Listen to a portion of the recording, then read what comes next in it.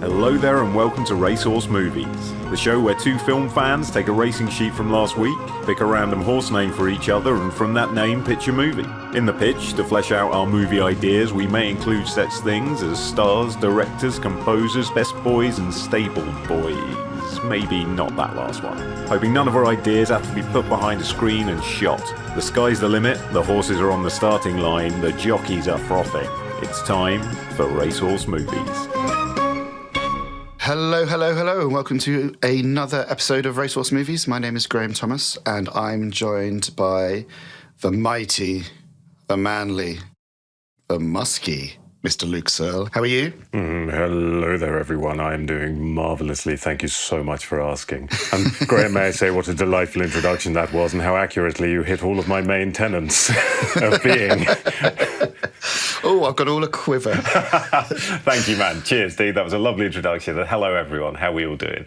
Well, we hope you're all doing very well. We have a wonderful episode coming up for you today. I'm quite excited about this. I've got a little surprise in line for you all and for Mr. Searle, who I haven't told him about what the surprise is because that would ruin the surprise and we don't like doing that. I didn't even pre-tell him that we had a surprise. And so, yeah, Luke is now sweating. Excellent. That's 2 minutes into the episode and Luke's got some flop sweat on. Thank you, Graham. Anyway, how are you, my man? Yeah, I'm very good, thank you. I'm really well. I am excitedly getting ready for a festival tomorrow, so I'm very much looking forward to visiting the End of the Road Festival, which is my annual festival, which I'm going to with my brother and my very good friend. So I'm extremely excited about that and getting ready to wind down for 5 days or so. Have you seen anything you wish to discuss, talk about, mention? Well, I've got one that we've talked about in the flesh, I believe, but haven't mentioned on the show yet, which I'll bring up. But just very quickly, I watched Barbie. Oh, nice. Hell of a lot of fun with that film, man. Yeah, it's great, isn't it? It reminded me how long it's been since I saw a comedy at the cinema.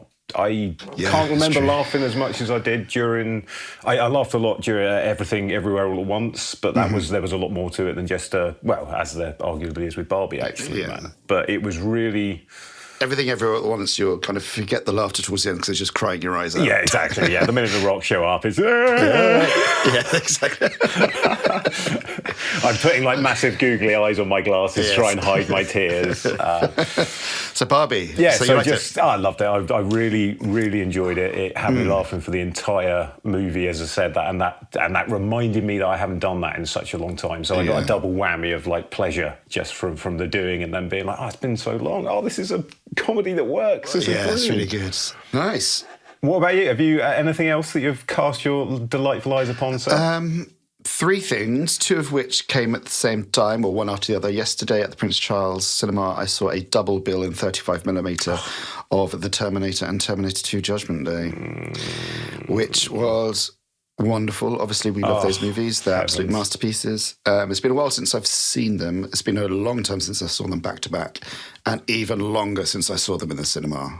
Yeah, it's fantastic. So I saw those 2 films, and on the other end, my third film, on the other end of that scale, in terms of spectacle and production, and I saw a very cute, very sweet British film that's just been released called Scrapper, which was out at the cinema. Oh, yes, I saw that advertised. Bags of charm. It's about a young girl, Georgie, who's 12 years old, and she lives on a council estate in East London, and her mother has recently passed away. A single-parent family. Mother has recently passed away, and this 12-year-old girl, the scrapper of the title, because she is a kind of a wheeler and dealer. She's got her head screwed on. She's living in the house on her own, and she's tricking social services that her uncle, whom she's named Winston Churchill, which is such a great idea for a 12-year-old. They would just think of like an adult name, and it's Winston Churchill. She gets the new guy, the newsagent, to record voice prompts on her phone, and she plays it down the telephone to the social services, so they leave her alone. She's living in this house on her own and making ends meet by stealing bikes and respraying them and stuff. And then her estranged father, who left her when she was a baby, comes and ingratiates himself back into her life to try and reconnect with her. And obviously she doesn't know who this stranger is. He just turns up, he climbs up, he doesn't even come to the front door, he climbs over the back fence of the house and just walks into the house. Jesus Christ. And like, who is this person? So it's the kind of how these 2 people who have severe arrested development kind of come together and bond and contrast with each other in conflict. It's a first-time film from a director with Charlotte Regan, and it's a really tender, beautiful, charming film. And I think the lead actor, whose name I don't know, Lola Campbell, sorry, the lead actor who plays Georgie, I think it was an open casting. Or like a found casting. She didn't have any prior acting experience. Awesome. And she's so good. And the father is played by Harris Dickinson, a rising actor. He was in... I think I know him. He was in Triangle of Sadness. Oh, he was the boyfriend in Triangle of Sadness. Right. Oh, nice. He was in The King's Man.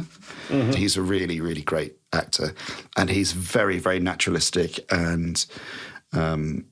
it's not a perfect movie. There are a few elements I think didn't quite work for me. I won't spoil them, but there's a few like moments or stylistic choices peppered throughout the film that felt just broke the tone or broke the heart of the film with the artifice of these flourishes that happen throughout. And I think if you removed them, the film would only be strengthened because they don't add anything to the narrative at all. Yeah. So if you just remove them, it would be perfect. But I think Robbie Collin reviewed it and he said, which I agree with, he said that it's your first film, so if you can't do these kind of things in your first film, when are you can you get away with it? Like, you put all your cards on the table. Yeah, that's it. And it's a very lovely 83 minutes. Oh, there we go. Beautiful. There we go. Cool. So that's what we've been doing. That's what we've been up to. That's what we've been watching. Thank you so much, man. Really appreciate that recommendation. I've made a note. I'll get on that, especially the 83 minutes. That sounds tantalising. So that's how we get our bottoms on seats, isn't it? It is. All I do is I now just sort Netflix from shortest to the longest and just work my way up until about 94 and then I'm out. Then I'm out. Yeah. Nice. Alrighty, so that's us. So I reckon we should... Shall we hitch some horses? Let's pitch some horses. Off we go.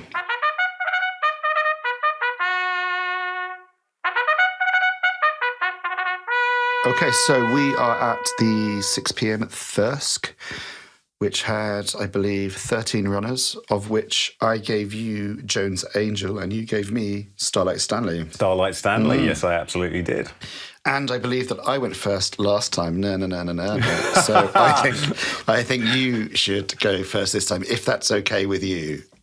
All right then, man. Okay. So, Graham, are you ready? Now, over the last couple of weeks, there's been a little bit of violence, but it's been quite violence-free. It's been pretty hopeful. Goth Luke has stowed away all of his proclivities and his eyeliners and his sadness. But all these things we repress bubble up and come back stronger, Graham. Oh, God. Here we go. So, are we going to have a sweepstake of how many child murders happened at pre-credits in this film? And I'm going to guess 10. I wrote so many, even I have lost track. Is the film called Joan's Angel, of Death? Because it should be.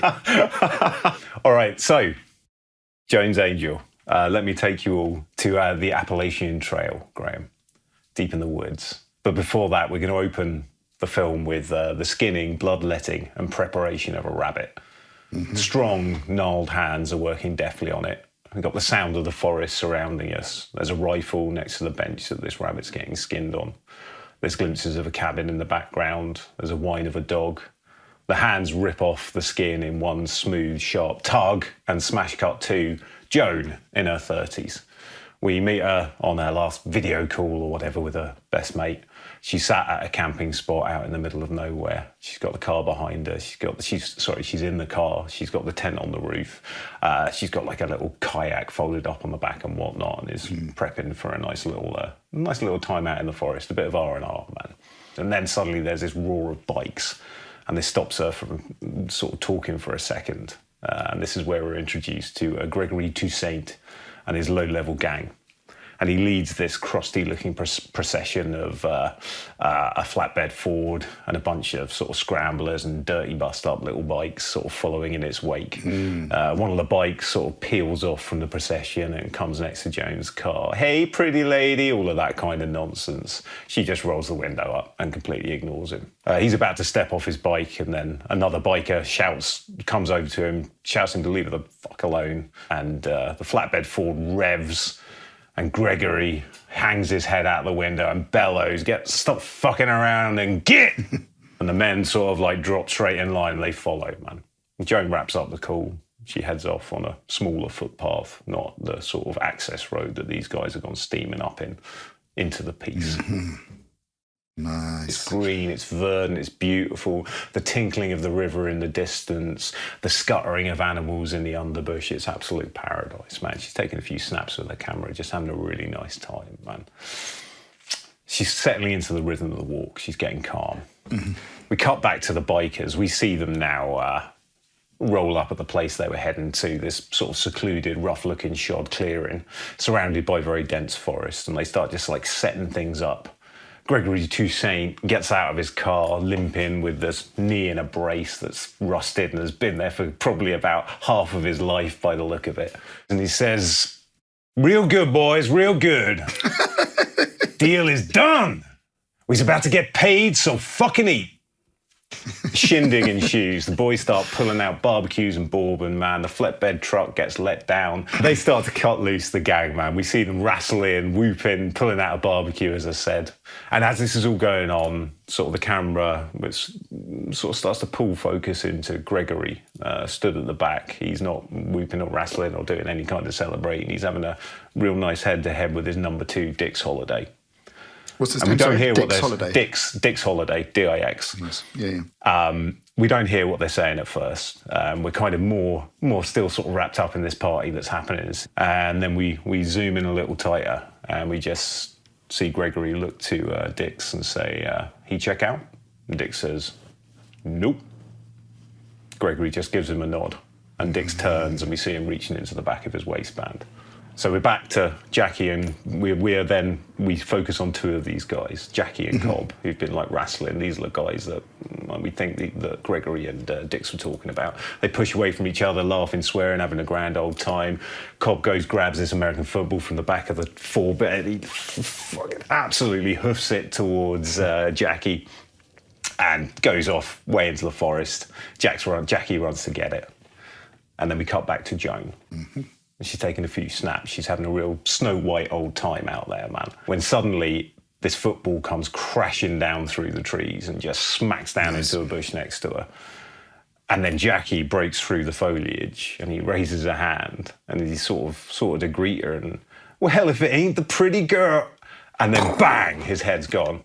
Yes. She is absolutely covered in gore. She waits a beat for Jackie's body to slump down. She hasn't reacted yet. She's breathless, she's building up to a scream, and then she sees Dix in the background behind the slumping Jackie. She slams her hands over the mouth, and then her mate calls back. Phone goes off. Dix spots her.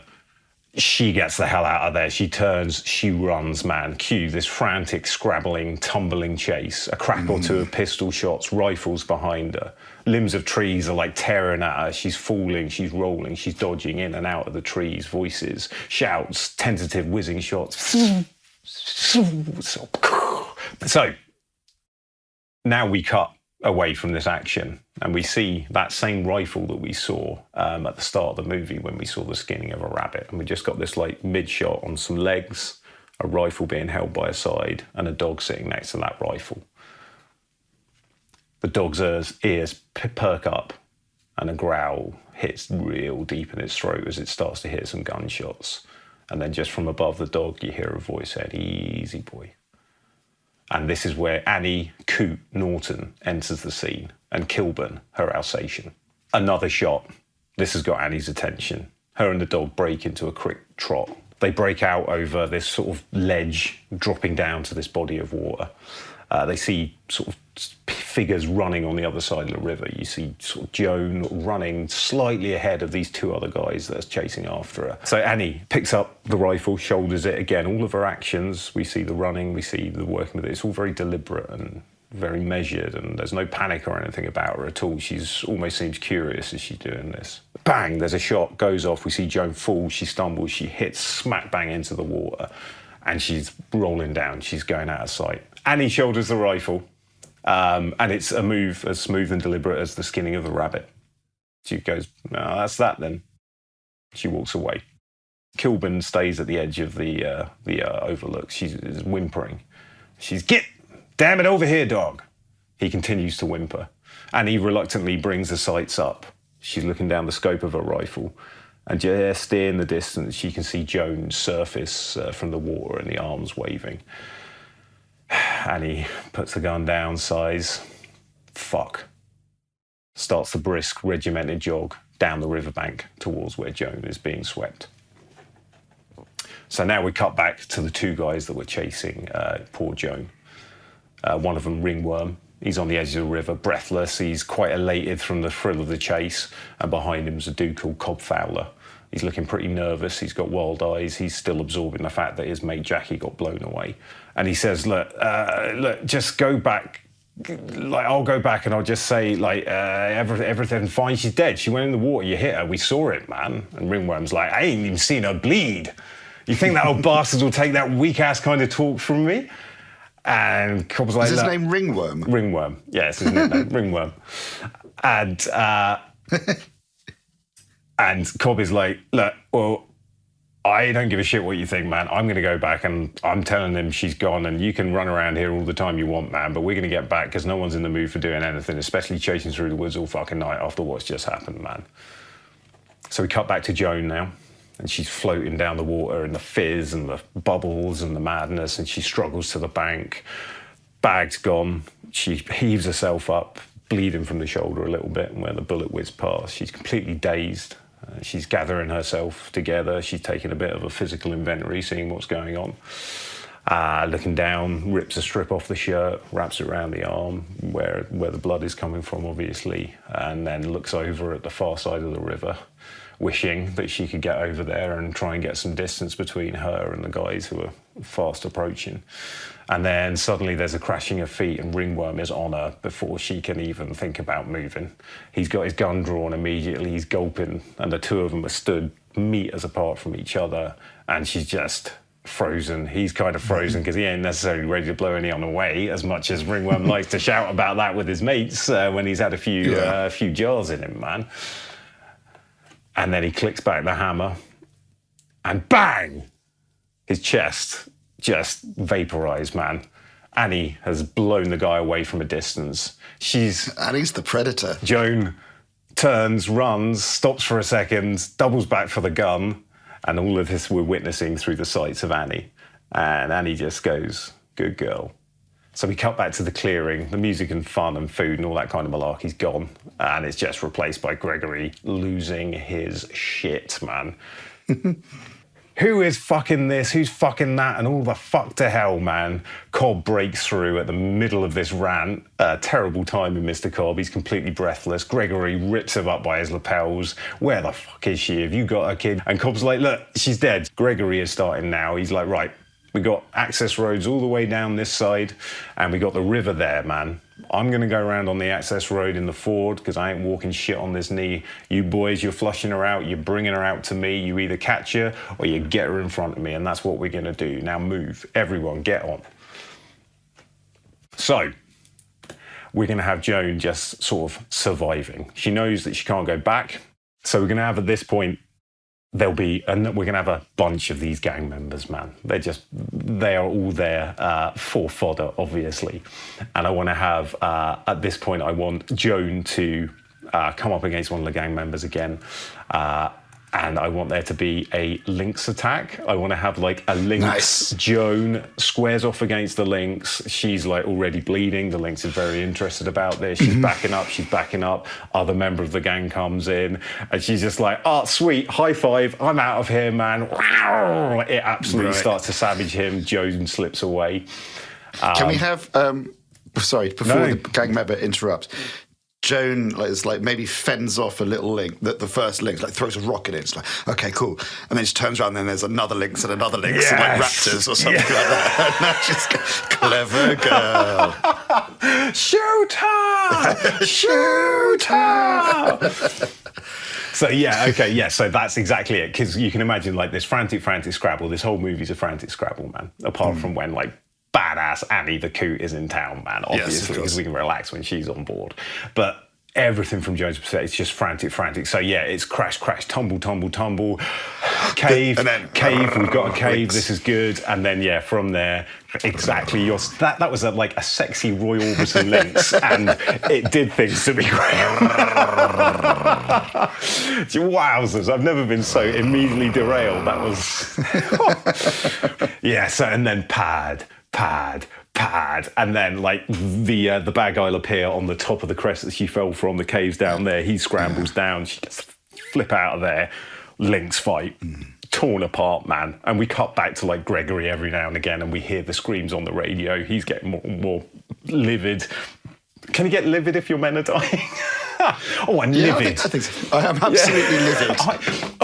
The smoke was coming out of my ears when I heard that poor little Dick's died. I don't know, livid? Maybe he is. Yes, apoplectic. There we go. That's what he's doing. Absolutely, man. I prefer livid. He's just like, I'm fierce angry, I am. I could crush a grape. Bikes are getting slightly louder, bang. This is where we're going to get a little bit of a like scrambler chase through the dog soldiers style sort of sparser woods. So we got a little bit of room in between. Vroom! We're doing all the jumps over the hillocks, humps and mounds, all of that kind of stuff's happening. Joan is trying to run away from this, but she's going to like hunker down. We'll have her hide down, and she will sort of like jam something through the spokes of the bike. I want to send one of these dudes flying off of the bike, careening forward, and gets impaled on a tree again. This is the point of the movie where the chased kind of starts fighting back a little bit, right? Yeah, that's it, because she's just like, well, this is survivor mode has now truly kicked in, man. Okay. So yeah, she's taken out a couple of people, man, but it's obviously this is not a sustainable thing she can do, man. So we get back to Annie. We see her just again methodically cross the river with Kilburn. Got the rifle bagged up. She's quick, efficient, slick. She starts to follow the trail. So cut back to Joan. As with all of these survival movies, when you're running away from a gang, you must, of course, Graham, stumble into the gang's hideout. So she comes upon this relatively to-do looking garage in the middle of hell nowhere with a couple of rusted things outside and an old Pepsi machine outside, but it might have a phone inside or it might have someone inside, man. And so she comes in, and we got this scuzzy dude called Artie, man, but he's pretty welcoming, and he's like, oh, man, you look beat up, like, come on in, man. Joan gets a little bit of a breather. She's cleaning herself up in the bathroom, this filthy-ass fucking bathroom, man, but it's better than the gore. I think maybe she doesn't immediately trust him, even though he's nice and welcome, so she'd be cleaning up. She's always got a gun on him, or she goes into the bathroom and like jams the door and makes it safe and just... So she's walking up to the... he comes out, and he's like, hey, and we see her tuck the gun into... She hides it, man. She's like... He comes out with like a pitcher of iced tea and a glass. She just blasts them both with a gun in his hand. We're back to our lovely old man from the last episode. Hey there, you sweet young thing. I've been waiting for company for 64 of my 78 years on this planet. Yeah, and it shoots through the iced tea, and the iced tea just starts like leaking out, man, and then he just drops back. Poor Artie. So yeah, she's dead suspicious, but she'll take some time in the bathroom to clean up. There's a lock on the door. She hits that home immediately, man. And we're taking that like the slight like Die Hard moment. We're going to pick some glass out of our feet and just take a bit of toll. It's been pretty relentless so far. And then that suspicion that made her tuck the gun behind the belt that you so rightly pointed out, it comes back again, and she just slinks the click back of the lock, and she opens the door a little bit, and she has a little eyeball through, man, and she can see Artie there, and he's... It's like ham radio or something. Yeah. And then we hear Gregory come in, man. She realises, I'm just in the viper's nest or whatever, man. Okay. Yeah. She goes to escape. He immediately whips around, catches her, and then we go into like a kind of like Alabama versus James Gandolfini almost, without the horrible complete brutality, horror that he says, because that's that's a bit much, but it's very impressive in the scene. But like, I don't want to go down that kind of a route with this, I don't think, man. But so big old slugging fight, man, in this like screwed up, like rusty old garage. She gets the gun out. tries to fire it, the safety's on, you know, the classic arty laughs, barrels into her, man, and they are absolutely weighing that, and she is fighting, man. She's picking up. Nice. You imagine what you got lying around in a garage, man. There's lump hammers, there's all kinds of sorts that you can throw wheels. Big rusty saw blades that you cut trees down with. She can clunk right across his chest and stuff like that. Or under his armpit, and they're they're really brutal. Oh my, dude, see, this is the bit where I'm tempted to be like, Joan just starts dismembering all of them, man, and brings it all back skipped here. right to the end of the Texas Chainsaw Massacre 3, where it just goes mental. Anvil, head. TV sets, whatever you can throw on a head, they're throwing on heads, man. And I think, I think that we will kick him into a fire maybe at the end of this. Because then we get a nice opportunity to do some good stunt fire walking, which I absolutely love. I love it nearly as much as we love squibs, man. It's that's how much I love that. So that's how I want Artie to go out, and it's brutal, and it also sets the garage. So we set him on fire. She throws something flammable on him, and then she. Would she have a quip, or would she just set him on fire? No, dude. I want very little dialogue in this whole movie. I'm going for the all is lost Redford. I just want people trying to survive and reacting to horrors that are happening throughout the entirety of it. Joan has now limped away, but this is where we cut back to Annie and Kilburn, and they've been doing some serious tracking. Annie can now see this great pillar of smoke going off up here. She is very close now to Joan.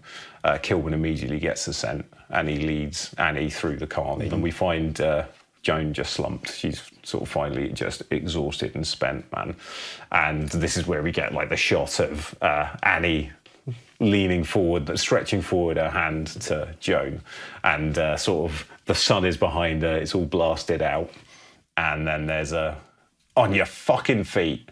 And she yanks Joan up, and she's like, right, we got a hoof, man. This is it. We're hoofing. And we're going to be cutting back to Gregory, getting more and more frantic in his search, stalking the access roads. As I said, his men between the road and the river trying to flush Joan out. They're flagging hard. Annie's going to take Joan, I think at this point, back to her cabin. And Annie's just going to patch her up as best she can. Joan's knackered. She's bullet hit. She's bruised. She might be a little bit broken, but she's not critical or anything like that. And Annie's got pulls out a med kit. She's absolutely on it. She's capable, knows exactly what she's doing. Annie gets up, tells Kilburn to stay, grabs the rifle, slings it over her shoulder in that beautiful fluid movement again. And Joan's like, where are you going, man? And Annie's like, clean up your fucking mess, and you're welcome. Dog, stay. So now we go on, and we're going to follow Annie as she's stalking out through the woods. So this is where we're going to find Cobb from the very start, who went back and said, she's dead, she's gone, you've killed my mate, I don't want anything to do with this, it's freaking me out, man. And she's stalking through the woods, Annie is, and she's just looking real quiet. She knows they're getting close, and there's a bang! She just fires straight away at the sound. The direction man. of the sound. Just straight away, without even thinking, man. It's almost a hip shot. She just bang, and you hear a rustle and a slump and a come on. As she goes over there, and Cobb's lay there. Clearly, this is Cobb's last couple of moments on this earth, man, because he ain't looking too good. And he's lay there, and he's just I'm not coughing blood up as we do in these scenes, man.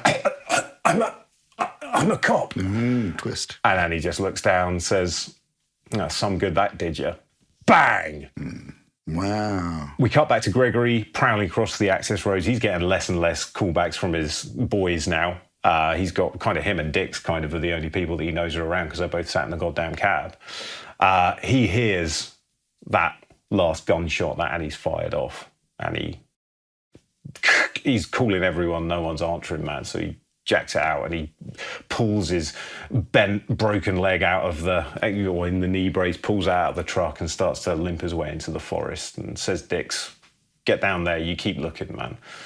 He's getting more and more battered, muddied, injured as he's trying to make his way through, and he's got a shotgun slung over his shoulder, and he's cursing all of the way and saying he's going to get this goddamn son of a my God, if you knew what was going to, and he's just ranting away to himself, making his way through and through and through the woods.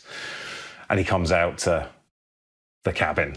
He's like, right, okay, I got you here, man. And he goes up and he kicks open the door and he's slumped and he's kind of effed up and he's completely knackered, but he's got a shotgun and that's kind of all he needs. And he sees Joan sat there on the sofa and he lifts up the gun and he's just about to, and then Kilburn jumps out the shadows and grabs him on the arm and starts pulling him, and then it grabs him on the knee and it's jawing all over him, man. And like Gregory is just screaming at this point, flailing around, the shotgun's fired wildly up in the air. It sort of hit a little bit of Kilburn maybe, we hear a little yelp, but like the struggle is still occurring, man. He clearly hasn't killed him.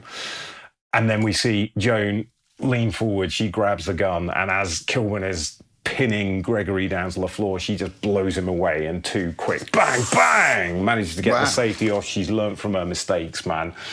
He's gone, brains all over the wall. And this is where we're going to cut back to Annie. She hears the gunshot. She knows she should go back, but she can hear the rumble of the truck up ahead, man. She knows Dix is on the road. She knows that more enemies lie ahead. So she gets up there. She will somehow sort of taunt him out of his truck, and he's going to be looking at kind of what Annie looks like, the fact that she's got blood, and the fact she's holding a rifle. Is even Dix can put two and two together and make four. And he goes after her. I want them to have this sort of Tommy Lee Jones, Benicio del Toro in Hunted knife fight with each other. The rifle's knocked away. Dix hasn't got anything except his big old skinning knife kind of a thing. And I want these two guys to just absolutely go at it. And this is where we see like Annie, and she's gnarled. She's, you know, she may even be coming up to like 70 or something like that, man. But there's this grace and natural ability to her as she moves, man. And like Dix is completely taken aback. And we just see him and her squaring off. She's taking tiny little nicks and lumps out of him, man. And then eventually finishes him off. She takes a hit to the side, man. She's also injured. She knocks him out, takes him out. Dix is dead. And she makes her way back to her cabin. She's battered. She finds Joan. She finds more carnage in Joan's wake. And she sees Kilburn sort of laid on the floor, but he's okay, man. He's panting his heart out and he's whining a little bit, but he's only got a bit of buckshot in the ass or whatever. She leans down and she pets him. Good boy. And then she looks over to Gregory and the bullet holes and the blood. And she looks to Joan, and there's just a little raise of an eyebrow. She doesn't say anything, but there's a raise of an eyebrow. And then, right, let's move. Nice. And this is where she just walks Joan out to the edge of the forest, walks her to the road, points her in the direction down that road. Like, town's that way. Your phone should work about a mile in. No, you ain't got a phone. Take my phone. Take this burner, man. It should work about a mile in. She walks off. She turns back. She looks Joan up and down and is like, you did okay. And then a smile, a real good smile. And then she walks off into the woods, gone. And then we cut back to a shot of the prepared rabbit at the start of the movie over a spit, cooking. And we just see a hand reach out, take it. We hear some contented chewing.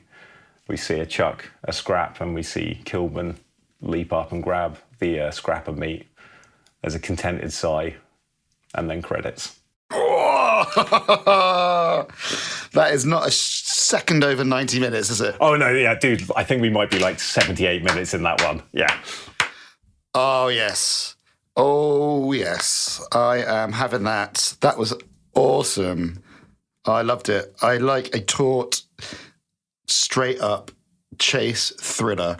No, and like just worlds colliding. There's no rhyme or reason. Yep.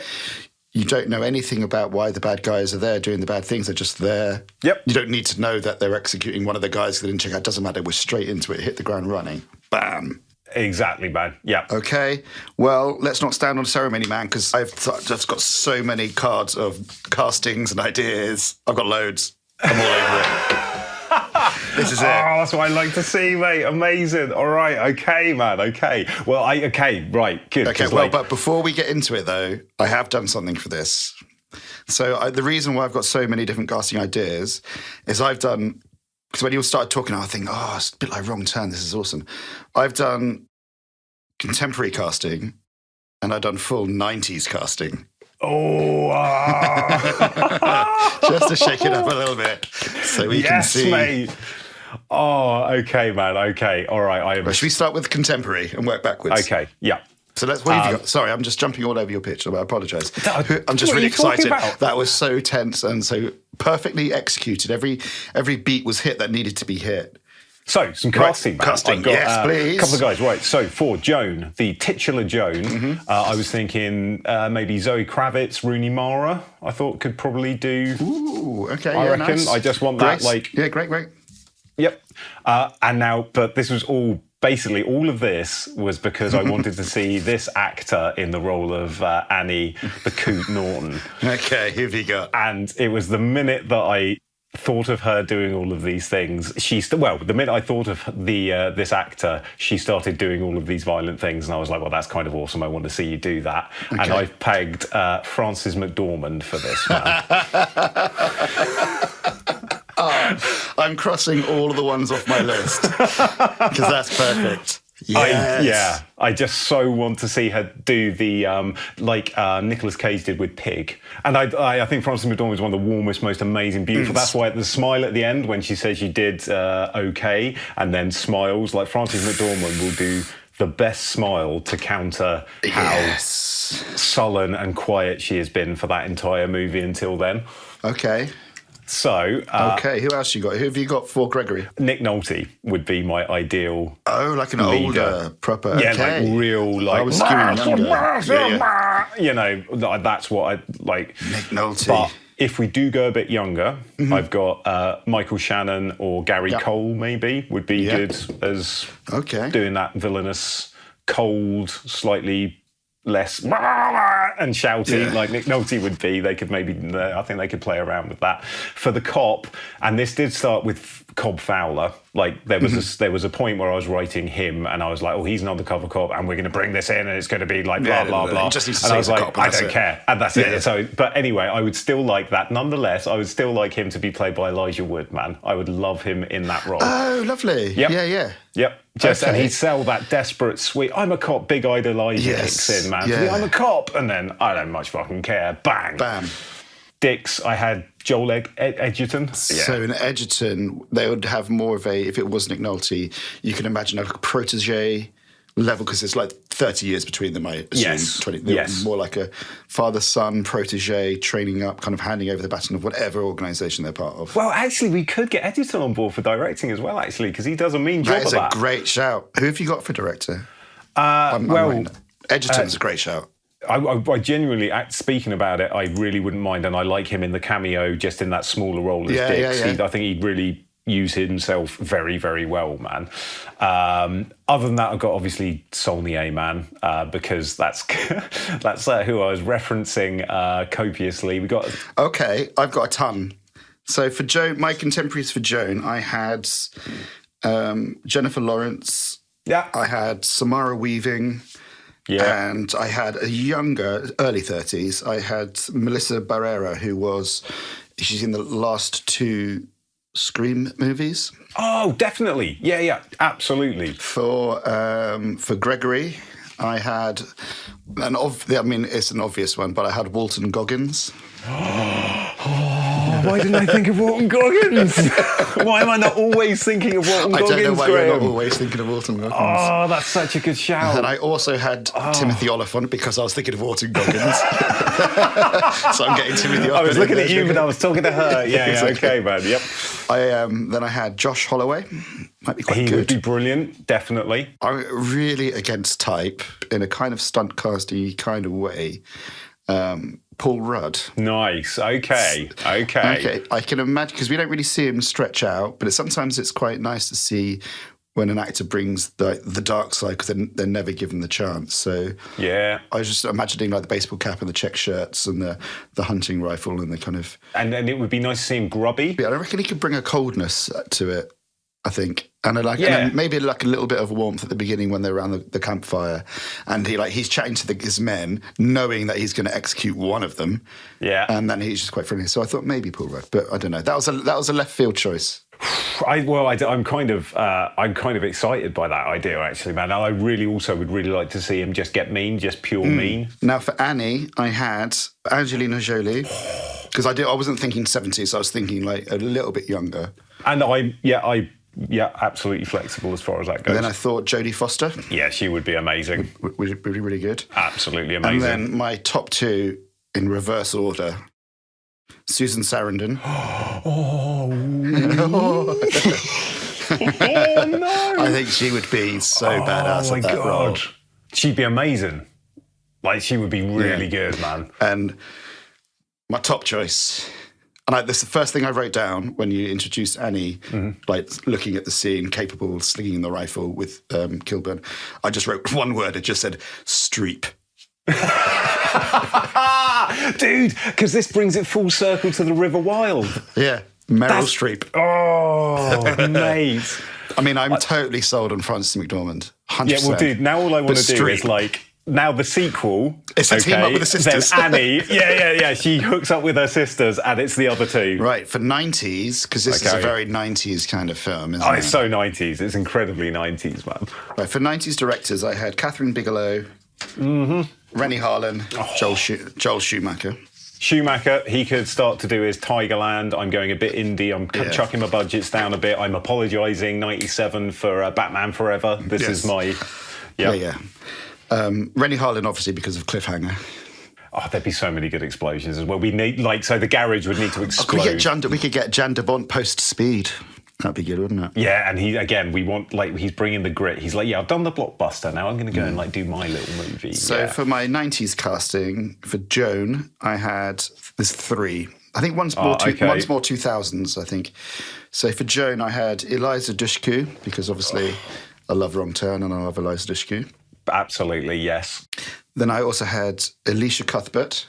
Definitely, yeah. And I think this is more 2000s. Maybe Alicia Cuthbert's 2000s, I don't know. I think Alicia Cuthbert is, probably 2000s, maybe. Okay, so we'll do 90s stroke 2000s then. Yeah, that's fine. Yeah, okay. Well, Wrong Turn's 2000. Yeah, you're probably right, yeah. Okay. So, and then Jessica Biel. Biel would be absolutely brilliant. She could definitely sell that transition from scared to badass. I can imagine her making a makeshift spear or something. Yeah. In a Rambo kind of way, I can imagine. Yeah, that's it. Doing some whittling, just after the Puma incident, the Lynx incident, man. Yes. Okay. So I was going to say, a name that I put down for 90s, and we're going more to the earlier part of the 90s, but maybe Ashley Judd. Yes, I was thinking Ashley Judd. Yeah. Yeah. Okay. Cool. Gregory for the 90s, bit young. If we were doing the young one. But we could do one for Dix and one for, because one of my Gregorys is young, one of them's old. So we could rotate the casting.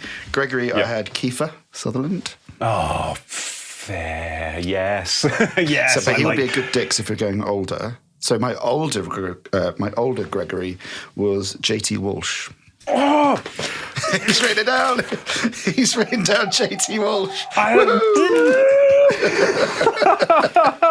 And for Annie, I've still got Streep and Sarandon. It still works. It still works. Yeah. Brilliant.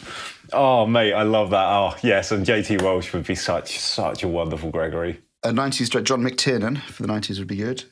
McTiernan would be fantastic with that, man. Absolutely. So that was my 90s casting. Oh, dude, that was a wonderful surprise. And I'm still red from the J T Walsh happening. So that's thank you so much we've for done that. Mate, there we go. That wraps up my pitch. Thank you very much for listening to the frantic, violent journey that was Joan's Angel. That's one of my favourites. So, Graham, man, again, thank you so much for listening. Thank you for the amazing surprise of... the gift of the 90s cast. That was absolutely beautiful. I really appreciate that, man. That was great. But I think we've had more than enough my yammering on. May I timidly and earnestly ask you for your pitch in kind, sir? You may certainly ask me, and I will gratefully accept and render the salad unto Caesar for my pitch of Starlight Stanley. Now, I said at the beginning of the podcast, if you can cast your mind back to those hazy days, that there might be a bit of a surprise coming your way. Oh, Christ. And I thought the 90s thing was a surprise. No, you can't double surprise me. Double surprise. So I was thinking, after last week's episode which I enjoyed immensely with Sicilian Defence and White Moonlight. I was thinking that for a while now we've done really, really big, long, epic pitches, which have been wonderful, and they're really, really in depth. And it's been a few episodes since we've done some mini pitches, and I kind of I felt that it's a shame that these ideas come to us and we just disregard them and focus on one. So what I've done is I've done 3 different pitches for Starlight Stanley, semi-direct, not as in-depth as, say, Sicilian Defence, but we can work on them together and make 3 short pitches. How about that? My boots are on and I am leaping in feet first. That sounds fantastic. Okay. So I've got the 3 pitches and they'll be relatively short. So I might as well I'll start as I've done 1, 2, 3. Okay, so Starlight Stanley, pitch number 1. Right. This is the one I wanted to do, but then after a while I thought, I really want to do this. Because the idea, because the concept of this one made me stop and laugh out loud in the street when it came to me. Are you ready? Pitch 1 for Starlight Stanley. Okay. Thomas the Tank Engine and Friends presents Starlight Stanley. Unfortunately, we can't put the theme tune underneath my pitch. Oh, yeah, sorry, I'm not going to sing any of it, I promise. So I was thinking, we haven't done a children's film. We haven't done a Thomas the Tank I was like, I sat on the toilet the other day and I thought, we haven't made a Thomas the Tank Engine film yet. What are we playing at? We still haven't done that. Dark Side Thunder was tailor-made for a Thomas the Tank Engine movie, and we just didn't do it. What an open goal. Yeah, he'd be the rogue engine that comes into the yard, man. The idea of Thomas the Tank Engine and Friends presents Starlight Stanley is on the Isle of Sodor. Every day, Thomas is happy being a very useful engine, moving the trucks. He's a very useful engine, moving the trucks and the carriages around the island. Everything's very bucolic and lovely. And one day, Gordon, the big engine, the big proud... Is he the big green dude? No, that's Henry. Gordon's the blue one, who's the biggest and fastest and strongest, and he's very proud and arrogant because he gets to pull the lovely carriages, and So anyway, Sir Topham Hatt, who kind of runs. Graham, Topham Hatt did not spend 7 years in Sir School to be called Topham Hatt. He did not indeed. So Sir Topham Hatt, who runs the railway, I believe, he orders Gordon to bring all the finest carriages to the yard. And Gordon's very proud. He takes the carriages. Thomas hooks them up for him and they shunt them along and he takes them around. And so Topham Hatt says that these carriages are going to be refurbished and they're at the absolute best of this, no expense spared refurb of the carriages, because these are going to be taken to the mainland and a train is going to take them around the world on an around-the-world tour, a bit like the Orient Express kind of thing. Yeah. And obviously... Gordon's like, well, it's definitely going to be me. It's definitely going to be me because I'm Gordon, right? And then obviously that night, Gordon, very pleased with themselves, bragging to James and Edward and the others. I don't know too many. I started off sounding like I knew so much about Thomas the Tank Engine. Dude, you did amazingly. You do. I know you a bit. Like that. I used to love it when I was a kid. I used to love it when I was a kid. I had like the bedspread and the blinds and the did you have a little Thomas toy? Did you have a choo-choo? Yeah, of course. Yeah, amazing, of course. You're like Luke, fucking idiot. Gordon was my favourite, and in no way has that rubbed off on my personality at all. Yeah, I don't often puff up my chest and declare I can do things really well, man. So anyway, Gordon's bragging about how it's going to be amazing. He's going to go around the world. He's going to leave the island of Sodor to the mainland, and it's going to be great. Yeah. Then the next day, on a normal day, Thomas is going around the island, moving the trucks around, lining things up, and a rusty old signal line breaks or it just kind of falls down and something, and the track gets shifted onto another track, and Thomas accidentally goes down this track. We'll do a nice little bit, because this is like, we're still, I assume it is still the lovely stop motion thing that it was when I saw it a while back. That's brilliant news, man. A while back, yesterday.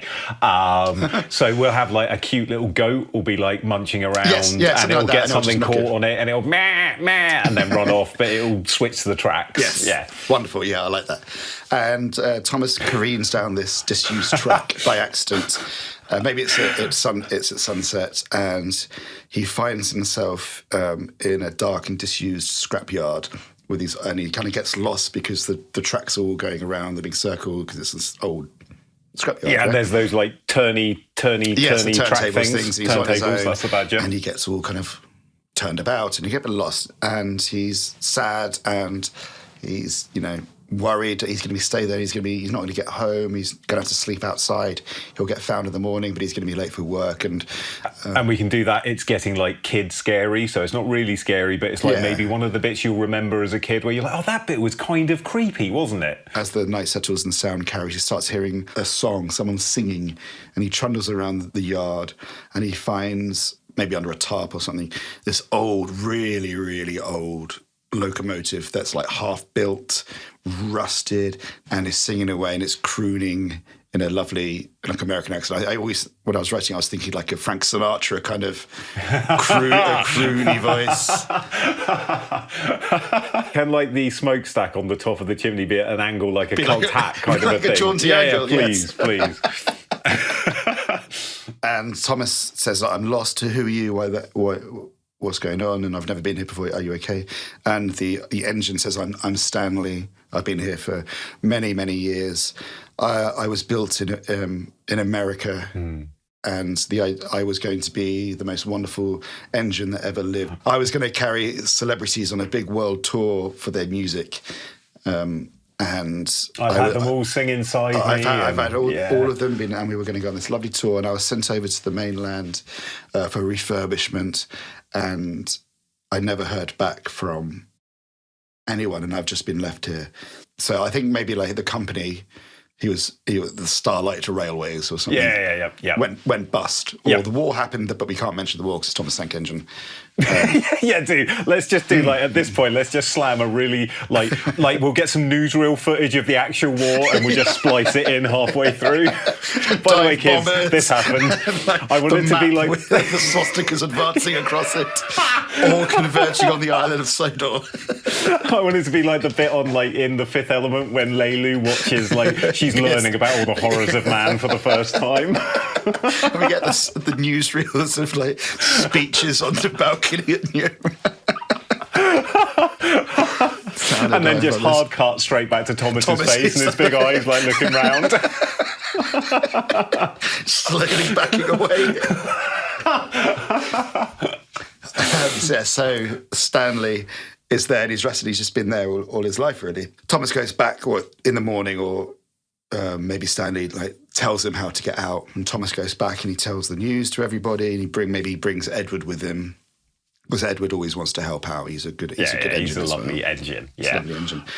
And this is where the pitch kind of runs out for the middle part, but they convince the controller, controller to help get this engine out, and that's a boon for the railway, getting an antique, and surely the controller's going to come back and he's going to be like, this is one of the most beautiful machines. Yes. How can this have been under my nose all these years? Yes, exactly. It's an absolute rarity. They're going to restore it, and it's going to be a museum piece. Yeah. And maybe in the evenings while he's getting restored, Stanley's singing to everybody. He's doing their midnight concerts to the engines, singing to sleep, doing his... Don't know much about history. Yeah. Fly me to the moon.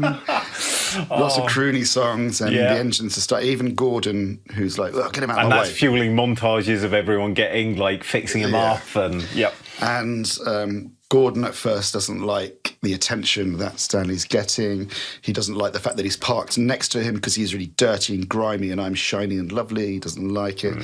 Thought I had a scene which I thought might be quite tragic in that. After the war montage. Everyone started falling in love with Stanley. Yeah. And he's singing and they're talking about him. There's this big new project that's come to the island. Don't kill Stanley. I'm not going to kill Stanley. Okay, cool. And Gordon's getting more and more sidelined, and he's not being used to pull the carriages around the island, the express carriages. Maybe Stanley's been used it in a kind of wonderful celebration of locomotive design and history and heritage. And then I was thinking that Gordon convince his driver and his fireman one day to repaint him in the Stanley Starlight colours, and it's like he's trying. Like you have a scene of him on his own. He's like, got to get people who don't do it very well, so it's a little bit like like it's all bad. Homer's makeup shotgun style. He's kind of singing to himself to try, but he hasn't got a very good singing voice, and he's just trying to replicate and emulate Stanley. And then maybe in the one morning he tries to do it, and he comes out and it rains, and then the paint just like streaks off him, and it just gets even more muddy and humiliated because he's trying to get back some glory. But that's when someone comes and gets him, and they're like, "Oh no, this paint isn't what makes you amazing. It's you underneath, and this is what. Let's clean you up. Let's get you back out, Gordon. We've missed you." So we will need to have some kind of skullduggery going on between, like, word gets out that Stanley's been found and he's worth a lot of money, and maybe people the previous owners or like the family of the previous owner. The previous owners or the family of the railway want to come and buy him because they say they're going to put him on a beautiful line and he's going to run all around America like he wants to. Yeah. But really, they're going to put him in a museum. He's going in the Smithsonian or something. Yes, man. Something like that, where he's never going to run, he's never going to sing, he's going to be in a sealed, hermetic case where no one can hear him sing. Oh my God, man! So they're going to. And he's like, at that point, we'll have like what's a museum, and like they'll be like, it's a place they send you where you can't move, and you can't. They take you away. Well, and that'll be the mystery. Like they think we'll find out. Like Thomas will find out that he's going to be put in a museum. So that'll be the third act when he's on the mainland. The third act kind of heist or escape from Isle of Sodor with the help of the controller. They get off to the mainland to rescue or expose the plan and rescue Starlight Stanley by making him drive on the mainland in front of the family who are going to buy him, in front of the people, and he sings, and he's got a beautiful whistle, and he takes the trains around, and everyone realises how wonderful it is just to have him moving and being, being a part. And that's where like the father like turns. He's like, it would be a goddamn crying sin to have this thing inside a museum. How could we possibly have that? And then in the end, they decide.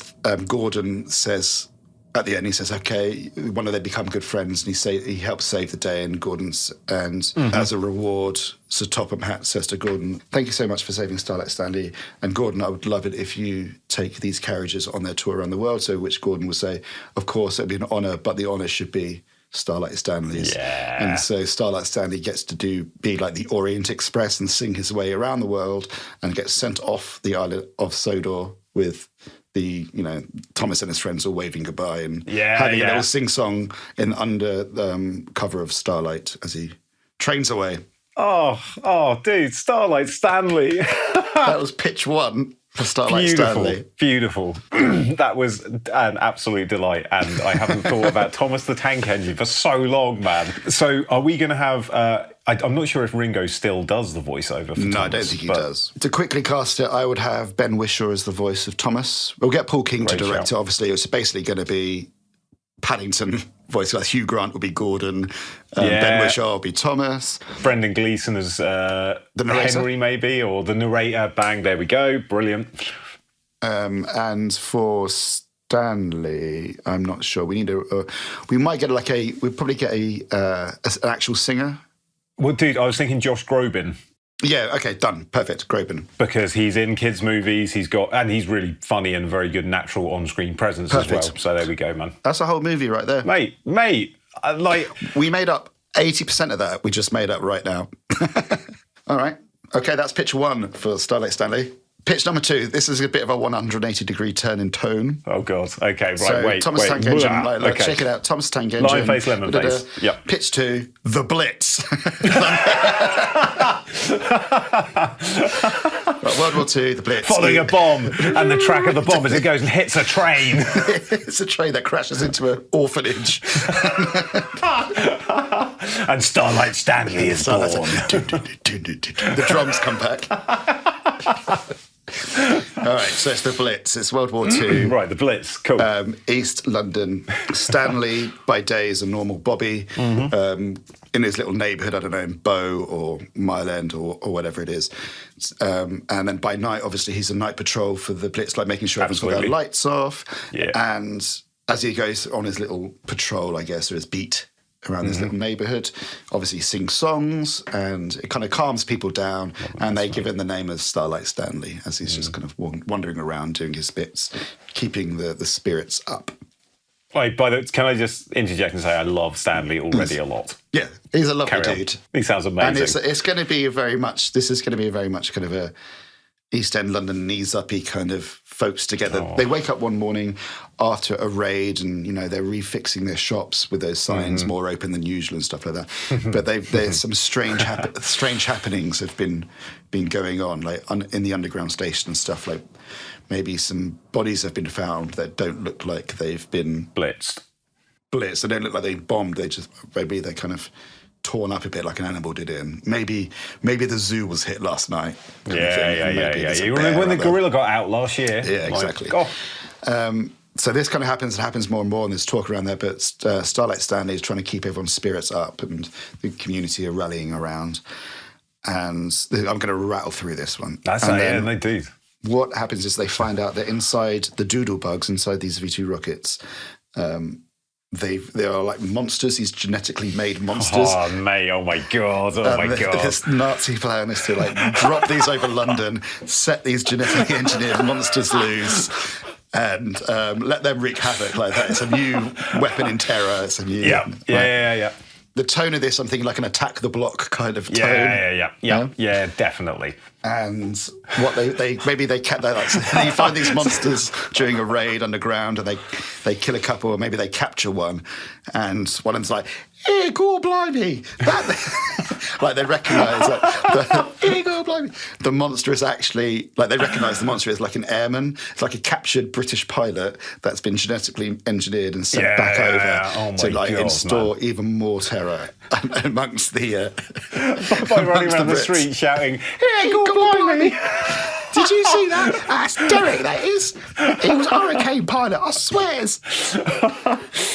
Okay, man. So the big Nazi scheme is that they are genetically modifying prisoners of war, putting them inside doodlebugs, sending them back over to London to wreak havoc. It's probably a very insensitive movie, but we're going to go for a heightened tone. Man. Yeah. Okay. So Starlight Stanley and the plucky group in his little neighbourhood get together to capture or kill or to round up all these monsters and put an end to this. And they figure out that someone, maybe Stanley, they figure out that the sound of a Rolls-Royce Merlin engine, which is the engine's very distinctive sound of an engine used in Spitfires and various other places. Yeah. They get one because they find that the sound of it kind of triggers something inside these monsters. So they rig one up and put it inside. They find the nest of them or something. They put it inside the underground and turn it. And because the sound is so distinctive and so British, evocative. Yeah, evocative. Yeah. It kind of unwashes their brains and brings back the patriotism. And it turns the I can imagine everyone sat there like, "I want to destroy your knees, your knees, your knees, up Mother Brown, knees up Mother Brown." So the sound of these British Merlin engines turns the monsters back onto the good side. So maybe, I don't know, a plucky scientist from, from the government comes and helps out. Yeah, the big city, man. Yeah, of course. She'll be the love interest with Starlight Stanley. She'll figure out that they're airmen. She'll figure out the sound of the engine and obviously they save the day, and we'll probably figure out a way of them using these now genetically modified British pilots are now super pilots. So they send them back over to Germany, and they're even better, and they win the war. So I want the sign that they have become super pilots are like their beautiful pencil mustaches that grow in or something like that, maybe. It'd be so dumb. Oh, mate. Yeah, and that Starlight Stanley is kind of like the knockabout George Formby is kind of, it's happening in Frank Spencer-y, a bit stupid, a bit clumsy, but he's got pluck and he's got heart. And you could definitely imagine it as like an Aardman animated. Yeah, dude. Oh, my goodness me. I'm 100% in. Edgar Wright, or give him a bit of budget, or definitely get him on writing duties. Mackenzie Crook would get the humour. He could be Starlight Stanley. He could be Starlight Stanley. Man. There we go. And we're going to have Toby Jones in there, obviously. I'm going to have Luke Evans as a handsome pilot with a pencil moustache. Oh my God, yes. Okay, so that was pitch number 2 for Starlight Stanley. Shit. Right. I'm giddy, Graham. I am quite literally giddy. So keep on going, man. Of Starlight Stanleys. All right, third and final pitch for Starlight Stanley. Wowzers, trousers. This Starlight Stanley is an 80s body swap style action comedy coming of age teen drama.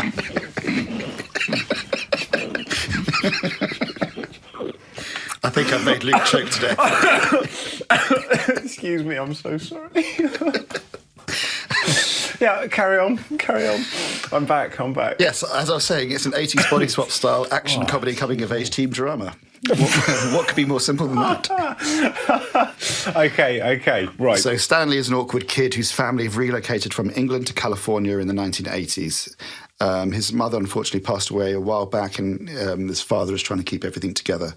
And they've relocated because his father is now working at, IBM or Microsoft or some big new tech thing. Big new tech happening. firm. Yeah, and he's got a top secret job working on some top secret computer chip. And Stanley is finding it tough at school because he's not used to, he's quite English. He's not used to the American high school. So he gets bullied and pushed around. He can't quite fit in. But he finds peace at the local arcade where he's really great at this racing game called Starlight Highway, which is like a Cruise in USA or Outrun type sunny arcade game. Yeah. And it's there that he meets a girl called Stace, who is secretly a gamer. Although she suddenly didn't know that she's a cheerleader at school. And he's seen her around school and has avoided her. But he bumps into her. We'll have a couple of shots of her looking disapprovingly at the bullies bullying him in the school. So we'll introduce her just in the background. She's definitely aligned with the bullies or the jocks. But yeah, cool. Okay, cool. And then he meets her at the arcade where she's on her own playing some games. She's a bit of a gamer. And they kind of have a little bond over a game they're playing. I don't know, maybe they play Street Fighter or something. What's the 80s? What doesn't matter? Double Dragon. yeah, there we go. But then she suddenly, when she sees her mates all gathering, she kind of immediately abandons him and she's off and with her cheerleader friends, jumps in the back of a convertible, do a few donuts, and they're out of the parking lot. And then one day, out of boredom at home, he's left alone once again in the evening. Dad's still at work and there's some money on the counter for some pizza and some pop or something like that. Yeah, a bit of root beer. Yeah. He goes to his dad's computer in his office and he's looking at all this weird fancy tech that the dad's got in the office, and maybe he spills some cola on the computer. Yeah, some of the root beer that he had with his burger earlier, man, definitely. Gets an electric shock and cleans it up, but everything's working, it's fine. But he gets a shock. He gets a shock from the new chip. Right? Blue 80s lightning, blue 80s lightning. Yeah, hair burnt. Yeah. Next day he wakes up and he's making his breakfast, and maybe he goes to turn on the radio or something happens, there's a spark and the radio shorts out or something like that, and he's having these weird reactions to things. Or maybe he puts his Walkman on and he's listening to a song and he goes to say goodbye to his dad and the voice of the song comes out of his mouth or something like that. I like that. Yeah, definitely that. That's amazing. Weirdly interacting with electronical equipment. Yeah. And then obviously he goes to school and he has just a really rough day at school because everything's going wrong for him. He's like this clown now. He's in the science lab and maybe he accidentally electrocutes the teacher and he gets sent to the principal's office, or he actually electrocutes the school bully and he gets beaten up, and all these kind of things just really going wrong for him. Really rough day. Yeah. And he's laughed out and he runs away to the school and he goes to his only safe place where it's the arcade, and he's walking around and he sees Starlight Highway and he's just got one quarter and he thinks, I'm just going to do it.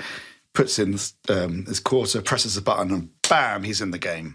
So that was where the budget. So now he's in Starlight Highway, the game, and then we'll have a teen racing Miami Vice style neon, highway chasing. Right, yeah. So what does that look like? Are we going for the game effect, or are we? No game effects. We're going he's proper the luscious. We'll ramp up all the colours and contrast, man, and make it Barbie a bit. Yeah. Yeah, just a touch, but he's actually in it, And he's an NPC, he's a non-playable character, but he's in this world. In a San Junipero kind of way. That would be the touch point. Yep. So this is the middle bit where we don't really know what's going on, so we can develop this. And he's a non-playable character or something, and he jumps back out of the game into real life when someone starts playing it. So maybe in the game as a non-playable character, or he's in this world, something's about to happen, or something he's about to do something. Maybe he's about to get attacked, or maybe about to win something, or he learned something, and then he's back out of the game. Because someone's put some money in it, and they're just playing this racing game. He goes back into the game, and he develops a life within this game where he can live out his fantasies. He's this cool character. He's racing. Like, has he got into a car? Or maybe the game is Starlight Highway. Maybe it's like Road Rash. And if you remember the motorcycle racing game on the Mega Drive, and if you remember for people back home, there's a really cool motorcycle racing game where you could punch or kick or club the other racers to win this illegal street race. But what was really cool about it is each of the other racers had names.